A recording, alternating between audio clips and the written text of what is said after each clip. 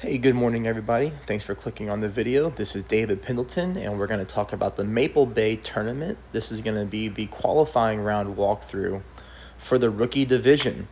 So, I'll start off with something new. I started a membership channel, or a membership perk on my channel. I get a lot of support through PayPal, which I definitely appreciate, but every tournament I get messages saying that they don't have PayPal. Is there a different way to support my channel? So I did start up some memberships, and just so everybody knows, the second and third tier, I will be donating part of those proceeds to help rescue animals and also supporting endangered species. So you may not know a lot about me, but I'm a huge advocate for animals. So I thought that I would use this platform to help give back and contribute some good to the world, which I believe that we need. So it's just a way to support my channel. It's just a way to show me, thank you for the rookie and pro content that I do tournament in and tournament out. That's it. If it's something for you, that's awesome. If it's not, that's great too. I appreciate everybody watching. Please give me a thumbs up if you liked the video, and please become a subscriber if you're not already one.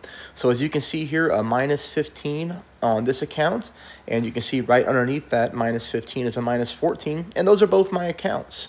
So they got bracketed together, no big deal. They're both going to be qualifying. I'm going to show you what I think is the best way to approach this on rookie. And as I normally do on rookie, there are some holes I will show you an aggressive path if you have the clubs, and if you don't have the clubs, I'll show you a conservative path as well. So here we go. Let's start off on hole number one. Hole number one is played 10% elevation, and here we're getting tailwind, okay? I had thought about pulling out a berserker to try to drive the green. I do think if you have an extra mile level 8 or level 9, you could probably go 6 bars of topspin and get to the green. But I decided to just go ahead and take the normal approach, because most times when we get this in the tournament, this is an easy second shot to eagle. So I decided to go that way. All right.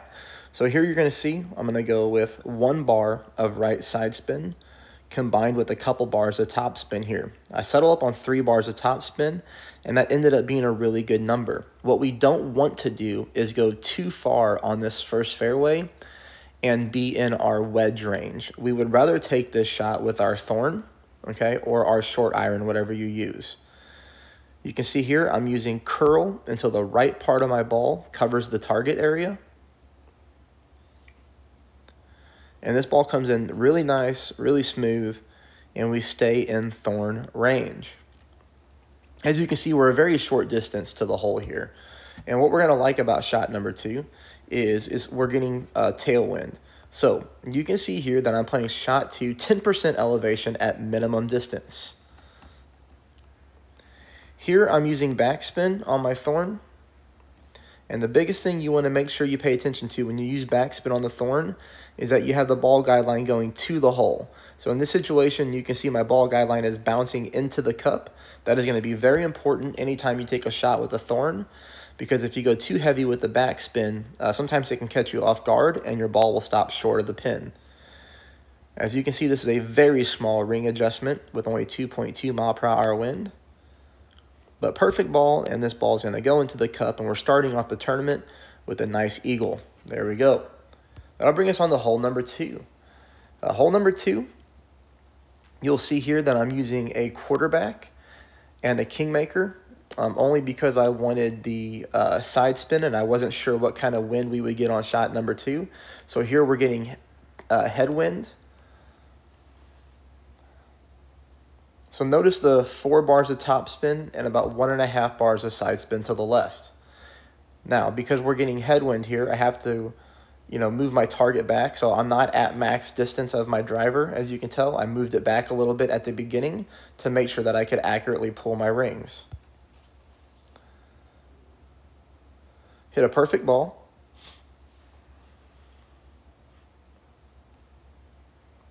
And the reason I'm using the quarterback here is because this fairway gets so small at the top. I just want to make sure that we hit the ball accurate and we come in there really nice. Now, shot number 2, I'm glad that I did use the kingmaker because we are getting pretty heavy headwind for rookie. Now, Here we're trying to do the secondary rough bump. So as you can see, my second bounce is in the rough, and I'm trying to roll out to the pin as we would on a normal rough bump, except this time we're bouncing from fairway to rough. This is always a more dangerous shot, but it does give us the best chance to drop an albatross here. So off the fairway, we clip the rough just like we wanted to, and we stop, just a little bit short of the pin. So what we want to make sure that we do here, if you're going for that shot, it is dangerous, but we want to use more top spin because we're going to need the speed. If that shot is not for you, I want you to see here that I used a Titan ball, and this was my first attempt at the hole. The Kingmaker was my second attempt at the hole. But, I just wanted to show people here I backed off this shot, and I played it over here to the right-hand side, just to show you that there is a simpler way to play the hole, and you can guarantee yourself the eagle without having to worry about clipping the rough. You just bounce over. Now, I still clipped the rough here. That was unintentional, but obviously that's a very easy chip in to save your eagle. So I do think the secondary rough bump is the best way to play this hole, and I do think that if you use some more top spin and you clip that rough correctly, you're going to come in pretty nice for an albatross opportunity. That takes us on to hole number 3. Hole number 3, I want you to try 10% at mid. And the reason that I say that is this shot that I'm playing right here is 10% at max. Okay? Back to the spin adjustment. Notice here I've got 1 bar of top spin. And take a look where my yellow ring is on my target. My yellow ring is up on the sand, okay? So that's kind of like your reference point. Now, obviously, if you don't have a backbone 10, if you're playing the different level backbone, it's not going to be right up, you're not going to have the same target zone as I do, but you can be close. But that's the part of the rough that I'm playing. I'm playing the skinnier part of the rough right there, aiming directly at the pin. So notice I'm dead center, aiming directly at the pin, 1 bar of top spin, no side spin. This shot, again, is pulled at max distance.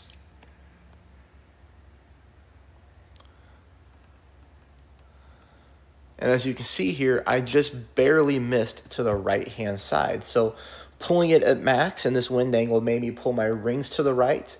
I missed to the right, but barely.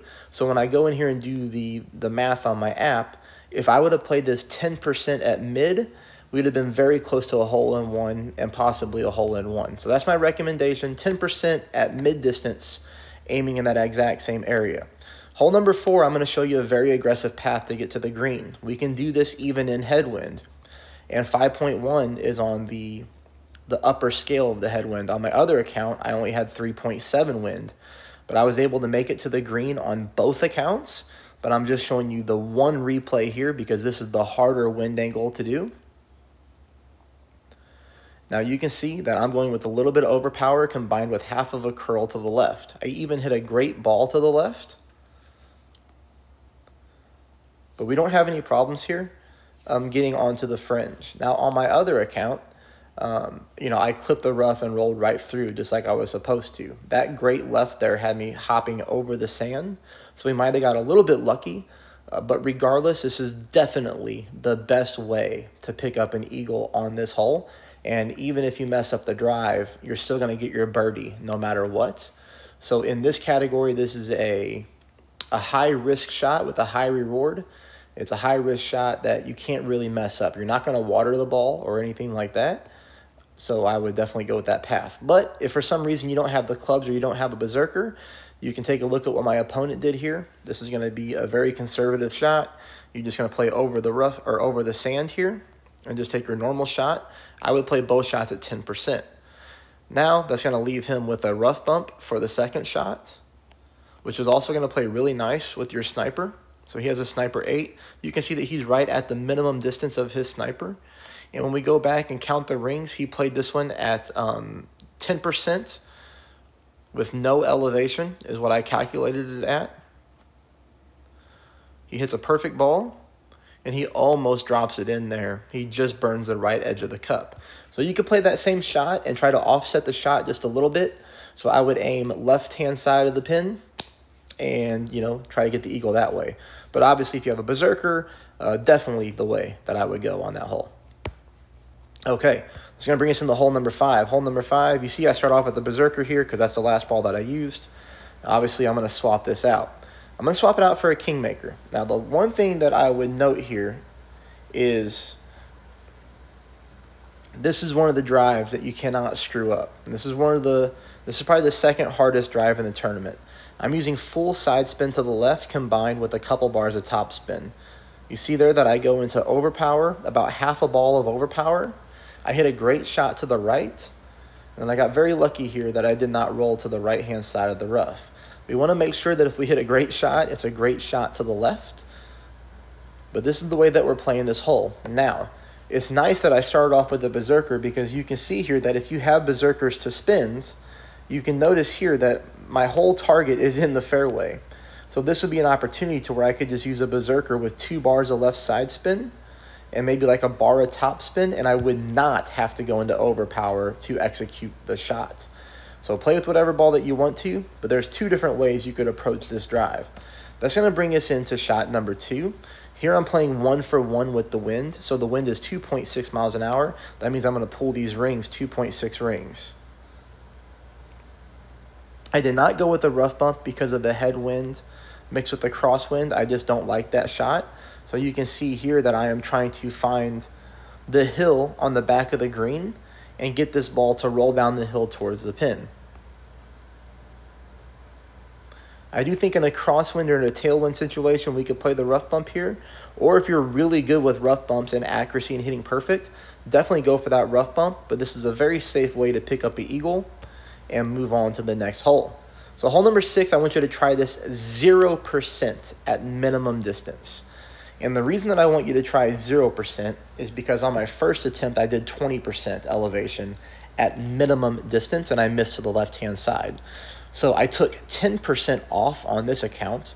So this shot right here is 10% at minimum. I used the exact same spin adjustments as my first account, and this shot was closer, but I still think we need to play it at 0% elevation just because of the way the wind angle is playing, but use the same spin. Notice here, it's about 1.5 bars of backspin, maybe a little bit more, with 1 bar of side spin to the left, which is max on the navigator. You'll see here that my ball guide line is healthy through the pin. That's important because of the headwind. So healthy through the pin. Again, this is 10% at minimum distance. Perfect ball. And you'll see here that we come in pretty close. The speed is excellent, but we still miss to the left-hand side. So I would try 0% elevation on your first account. If you're somebody who's playing multiple rookie accounts, if you still miss to the left, then go ahead and play it uphill at a minus 10%, okay? I know that's going to be a little bit weird, but that's just one way to trick the elevation in the game, or to trick the way that you pull rings. All right, so that's going to bring us on to hole number 7. Hole number 7 is a very good opportunity for an eagle again, and I picked it up on both accounts. You can see here I'm going to swap out to a katana just because of the side spin to the left. So 3 bars of side spin to the left, mixed with 2 bars of top spin. Notice where my aiming point is here. I have half of my red ring on the fairway, half of my red ring in the rough.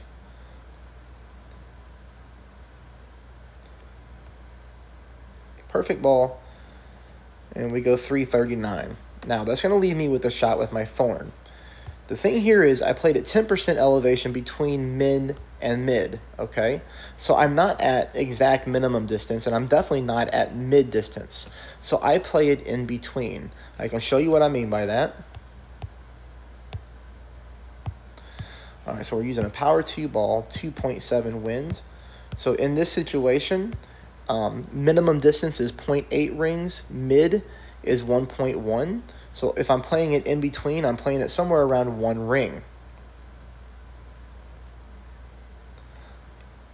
Now you can see here I'm going heavy with the backspin on the thorn.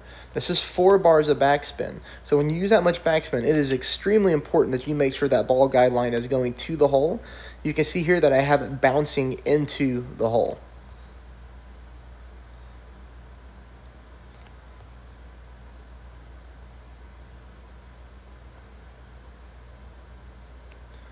hit the perfect ball, and that ball comes in at perfect speed. It's dead center in for the eagle. Picked it up on both accounts. On my other account, I got a little bit further up on the drive with the exact same spin adjustments. The wind was just a little stronger, and I was at absolute minimum distance of my thorn. That's why sometimes I don't put in here what club I play, because it's all going to be depending on your club level and how far you get on your drives. So on one account, I was between minimum and mid, but on my other account, I was at absolute minimum of my thorn. So make sure you know the distance of your own club. That's going to bring us into hole number 8 here. Hole number 8 is 25% elevation at max distance. And here it's all going to be about the offset. So I have 1 bar of backspin combined with 1.5 bars of backspin combined with 1 bar of side spin to the left. I want you to notice my setup point here. So right here, you're going to notice that the end of my ball guideline, so the tip of my ball guideline, is right in the middle of the dark green square and the light green square, kind of where they meet in the middle there and form a seam. And that's about 2 green squares short of the pin. Now, I pulled this 25% at max, and I just barely missed this one to the right-hand side. And the speed was absolutely perfect, as you can tell. So we're going to keep that exact same spin adjustment. Now, this wind is only 2.3 miles an hour. That's something to note as well.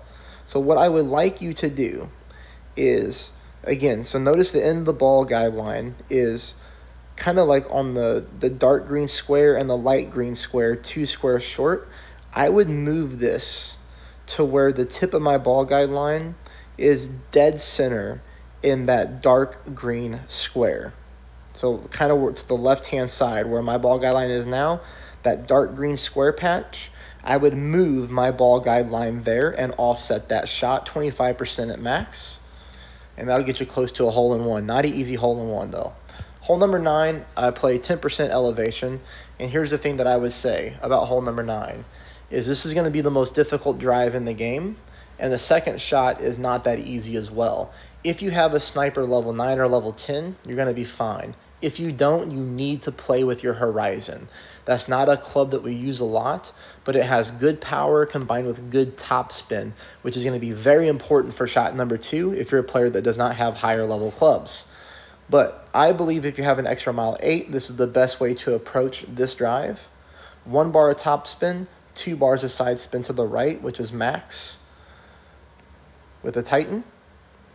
Notice the curl here, half a ball of curl, no overpower. Do not overpower this shot and hit this ball perfect. This hole is very unforgiving if you hit a great right or a great left. But you can see here the 1 bar of top spin combined with the 2 bars of side spin to the right and half a ball of curl to the right was a perfect drive. This is where we want to be. Now, if you don't have those clubs, here's how you can play it with a quarterback. Now, I'm going to back this quarterback up here, probably too far. So here I put my red ring on the rough line. Now you can see that my ball guideline, so red ring on the rough by the sand here, ball guideline to the top of the rough. That's not going to be a big deal because we're going to be using curl to make sure we don't drive the rough. Now here, notice how much curl I'm going. A ton of curl, even hit a great ball to the left, but that's going to be okay because we're leaving ourselves so much fairway to work with. The only thing that's not good about this shot is the distance on the drive.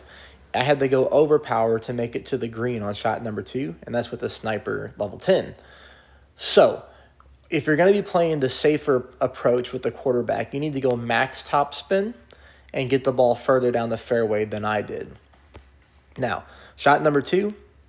This is shot number 2 that I played with, when I did the extra mile drive. Unfortunately, I hit a great ball to the right here, but you can see I'm at max distance of my sniper pretty much, and we still have plenty of room to hop over from the fairway over to the rough to the hole. I did not use any spin. I was just playing it straight up, 10% at max, and I think the speed would have been okay, but obviously a great ball to the right is going to make us miss to the right. I hope you enjoyed the video. I hope you find it helpful. Please become a subscriber if you're not one, and give me that thumbs up if you found this enjoyable. Thank you, everybody. Good luck.